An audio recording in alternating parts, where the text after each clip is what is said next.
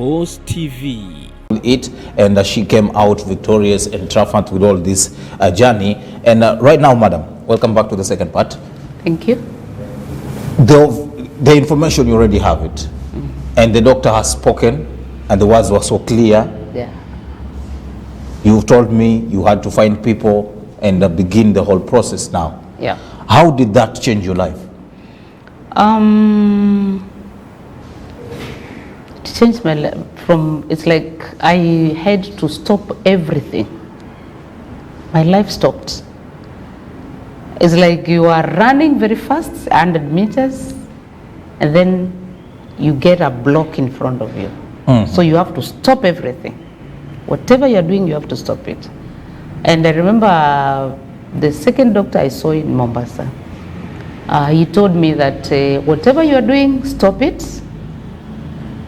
Focus on yourself. Stop whatever you're doing, like quit job or what? Even the job, he told me, I remember, he told me, even forget about everybody. I remember that day we were with my husband and he told me, even forget your husband, forget your kids, forget everything and focus on your treatment. Then I was like, are you serious? And then he was like, yes, if you don't do that, you will not survive. And I was like, okay, so what do I do? And then he told me, do you pray? Are you religious? Yes. And then he told me, most of the time when you are religious, you tend to heal faster and better because you have something to believe in. You have faith. You'll have hope. So I had to stop everything, and that is how everything started to change. Week one after diagnosis, I'm trying to figure that out. How was it at home, at your place of work, in different things that you do? Okay, being a teacher, the first diagnosis was in August. We were on holiday. So at work there wasn't much, but at home everything stopped. That time my kids were young. How young? My firstborn was in Form 3. My secondborn was in class 6. And my thirdborn was, I think she was in class 3. Class 3 or class 2. So that's a very young kid. And now in Mombasa, that time, the doctor advised me that in Mombasa at that given point, they didn't have a well-organized treatment. Because you know, cancer, it's like we can call it, I don't know, a multidisciplinary treatment approach. Like you need the chemotherapy, you need the radiotherapy. In Mombasa, even up to date, there is no radiotherapy machine. Yes. So that means, so he advised me, the best thing is to move away to Nairobi and leave everything. You know, my life has been in Mombasa for so long.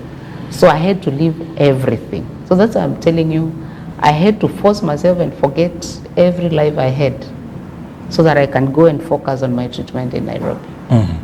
Yes. So you literally moved to Nairobi? Yes, I moved to Nairobi. Plus the kids and everyone? No, I had to leave them. With kids around, you can't focus. I only went there with my husband. Okay. In the first case. Yeah. Were they like, Mom, where are you going to? What are you going to do? Yeah, like the second one was like, hey, where are you going? And I had to tell her, I have a new assignment at work and I have to move to Nairobi. You cannot tell them, they will not, they will not understand. And then when you tell them, and then when look at you, they'll be like, this is not doing well. Because I remember the first case, the chemo was not very, I turned very dark. And my hair did not fall in the first case, but I had my mouth was really affected. Vidonda kila mahali, wounds like that. And I was always vomiting all the time. I couldn't eat. Right. And then my kids were always around me. They're like, Mama, nini mbaya? What has happened? Then again, I can't take them to school. So that's why it was important I moved to Nairobi. I used to come and visit them after every 2 weeks, but it was not easy. Right. Now, in Nairobi, how were things like? What were you doing there? When I went to Nairobi, I was very lucky. The doctor I was referred to by my first doctor, referred me to his classmate back in Canada who works at Aga Khan. And then he told me, this guy heads the radiotherapy department, go and see him. And he organized everything, and I went to Nairobi. When I went there, they did the test again. That's why I was telling you, treatment of cancer is about money. Are you going to pay? Are you able to pay? Because the test is money. So the tests were done, and then I was given the kind of treatment. Where did you get the money, madam? You know, kulikuwa na michango or what? Imagine, the funny thing, I didn't have an arambe. I had some few money belonging to the family. The family had a business. And also I had medical insurance. Right. That helped a lot. So because of that, I was able to get, at that given time, good treatment, good doctors, good attention. Cancer is about team. That you make a team and you move together. Yes. Right. Now, it all went for a period of how many months or months? I always remember my first chemotherapy was 27th August 2014. My first chemotherapy. And also, it was also my first radiotherapy. And it went from that date to 21st October 2014. How many months are those? August, September, October. 3 good months. On drugs, you're going to theater, all that. And within that short time, I did 3 different types of treatments. I did chemotherapy, whereby you get a drip. I did radiotherapy, whereby radiations are directed to your body. And I did another one called brachytherapy. The most painful treatment I've ever engaged. Yes, very painful. In the 3 months at which you were receiving treatment, did you ever get to a point and say, why am I going through all this stuff? Every day. I remember every day I used to lie. When you're doing radiotherapy, okay, during chemotherapy I didn't have much because there are people around you. But on radiotherapy, you are put in a room and you are locked there alone. And everybody goes out for you to be treated. And that is the time I was like, I even thought, okay, most people say cancer is a curse. I thought I had a very bad curse. Because how can you be locked somewhere? My husband requests to come in with me and he's told, no, you cannot go in. You go there and then you are alone. And these radiations are passed to your body. Peke yako. Nobody can join you there except your God. And I used to lie there, and then everybody goes and they lock you there for the radiations to be passed to your body. This can kill you, anything can happen there, but you have no one. People are looking at you through the screen.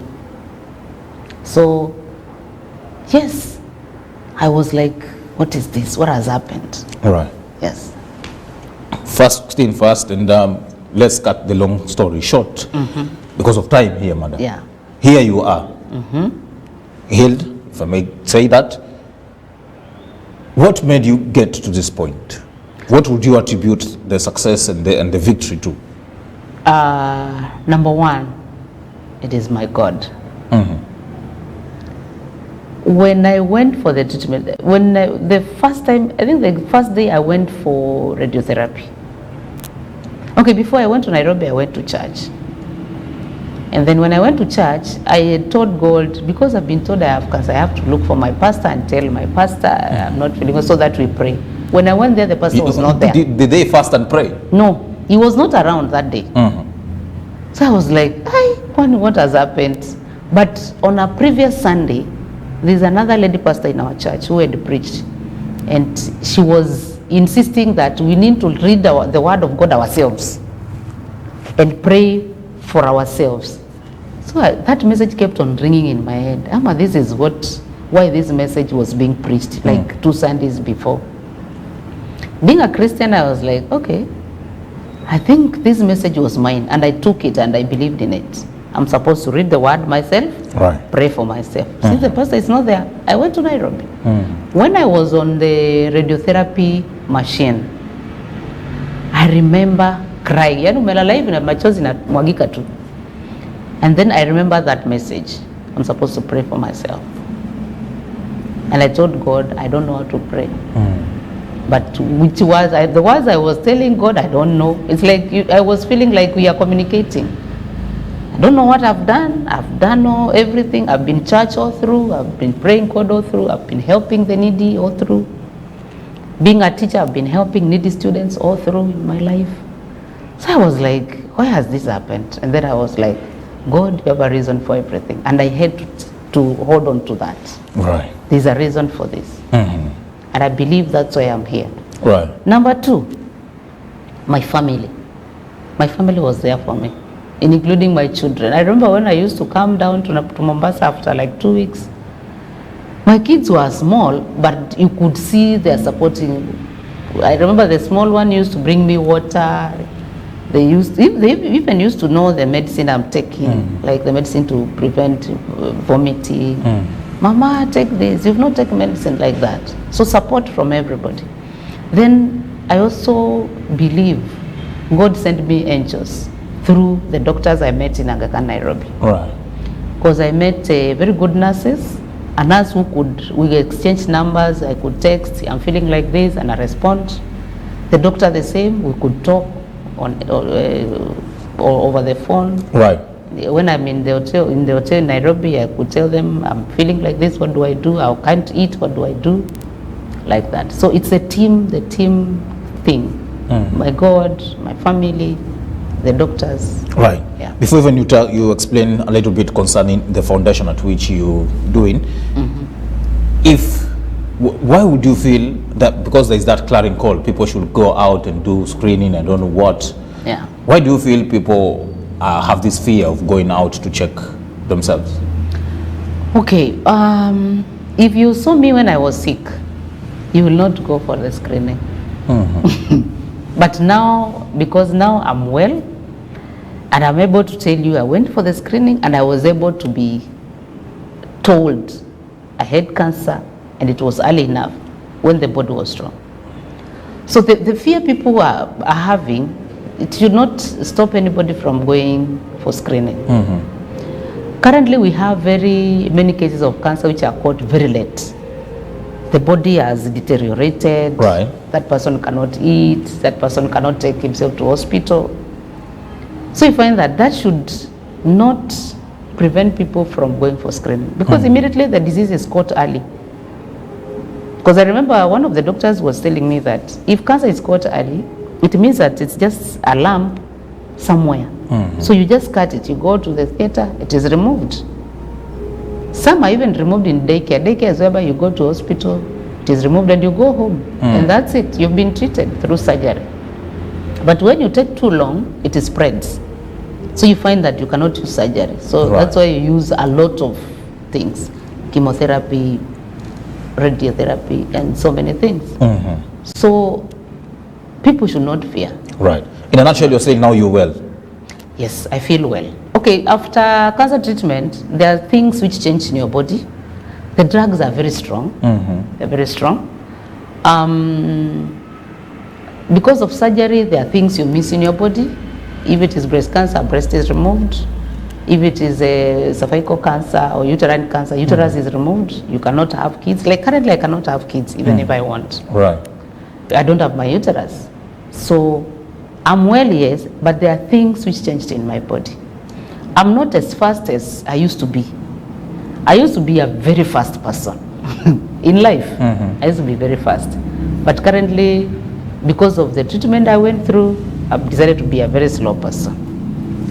Not because I want to be slow, but because I want to live a better life. All right. Yes. Better life indeed. Now, let's talk about the foundation at which you're telling me, the Jennifer Foundation. Yes. What is it? Jennifer Cancer Foundation was as a result of what I went through. During the treatment I had, I found out that people don't know so much about cancer. People fear even going for just checking. People even fear touching themselves to check whether they have lumps in their body and the rest.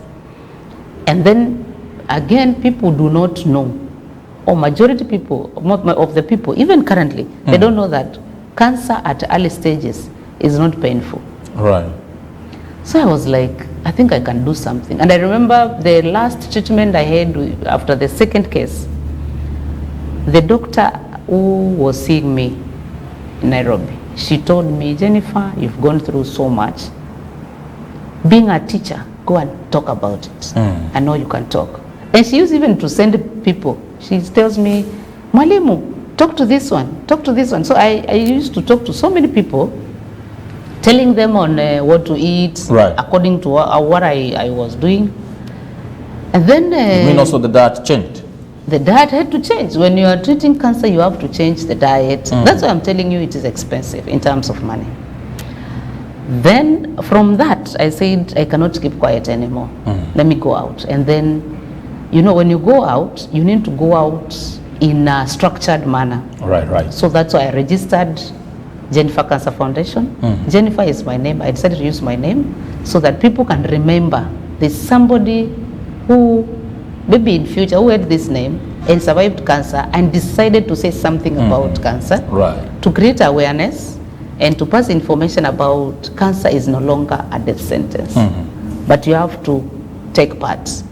You have to be involved to stop cancer being a death sentence. Right. Yes. So what do you do with the foundation? Like you assemble people in a town hall session or what? Because of the foundation, that's why I'm here. What I usually do is that I organize small groups. Okay, there's one time in, I think 2019, we had a very big group to create cancer awareness. We brought in doctors, we even brought politicians to create awareness. Cancer is there, but you don't have to die. You don't have to die, you don't have to wait for so long, you don't have to fear. But currently, because of COVID, we use either social media, we post on social media, or we, like on Friday this week, we have, okay, because of my condition then, I had challenges of walking. One of my legs was affected because of surgery. Right, right. My feet were numb because of chemotherapy. Even my fingers were numb. And my doctor advised me, why don't you go for physiotherapy? And physiotherapy became very expensive. Then I went back and told her, hey, this thing is very expensive. She told me, just go and look for a gym with the professionals so that they can handle your Not just a local gym somewhere. No, just don't go through those back doors. So I went and joined a gym called In Shape Fitness Ladies. It's a ladies only gym. And when I went there, at first I couldn't tell everybody what I was going through, but I had to tell some trainers. A trainer whom I had met somewhere, she's called Sarah. I told her, sometimes when I mention her name, I feel like I feel good, because she was like, just come and see what we can do. Right. And I went, and they have really taken care of me. And because of that, she told me, we join hands with them, with the gym now. Every year in October, we hold a dance for 2 good hours. We bring in the cancer survivors, cancer patients, for free to dance and to show other ladies who are there, right, that you don't have to die of cancer. You don't have to sleep or cry all the time, oh, I have cancer. No. You can get out there, you can have your life, you can dance, you can scream, you can feel happy. Even if you have cancer, anything can happen. Right. You can be happy. So you'll be dancing when? We'll be dancing on Friday. This week? This week. Yes. Okay. We have tickets out there. We have tickets going for 800. And remember, I've said it's only ladies, Men can only come in and buy the tickets for the ladies. Now, the proceeds from that dance, that event, will go to the foundation. Oh, okay. So that's why we are selling the tickets. You buy a ticket at 800 shillings, and we give you a t-shirt, a printed t-shirt, a pink one, because this month we are going pink, right, to create awareness about breast cancer. Right. So like you, I'll sell you one t-shirt, That's 800, and then you will get others. You sell. You can even buy 10, or buy as many as you want, or you can just donate to the foundation directly. Right. Yeah. Very true. How I wish you would have allowed me to come and dance. We also have men's gym. But Around there? Yes. We have different doors. I don't know whether they dance, but I know they lift weights. Okay. Yes. True. But we are grateful for the journey you've gone through, and I do believe you've given somebody some bit of an inspiration one and has gotten something from you. Yeah. But before even we go, because we also need to speak to the nurse you're telling me, yes, that is Betty. Yes. She's already in studio set. Yeah, She's in pink. You'll have to see her. But then, if somebody is watching right now and she's undergoing what you underwent, what can you tell her? Be encouraged. I'm a witness that cancer is no longer a death sentence. And I'm a witness that there is life after cancer. Right. There is life after treatment. Your life can continue. You can move on with your life. Okay, your life will not be the same as before, but with support from friends, from support groups, from people like us, people like you, life can continue. Right. Yes. Very true.